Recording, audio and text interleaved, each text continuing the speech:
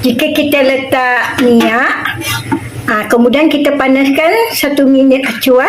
Nampak tu, belum lagi kita guna pisau, dia sudah nampak mula renggang kan, nampak kan? Senanglah kita nak kuahkan kuih ni. Okey, pisau ni kita salut dengan sedikit minyak masak. Tujuan dia senang kita nak potong kuih tu ya. Tada. Okey, yang ni kecil sikit, senang kita nak makan. Tengok tu, saya pusing-pusing kawan-kawan. Cantiknya kan? Okey.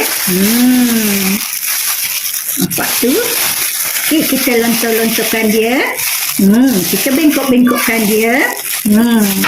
Tidak putus.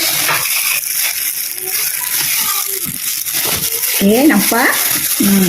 Dia tak putuskan. Okey. Kita boleh potong. Ini cuba kita pusing. Kita pulas dia. Nampak kita pulas?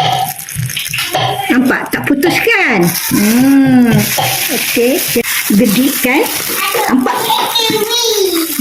Nampak tu gediknya kuih ini.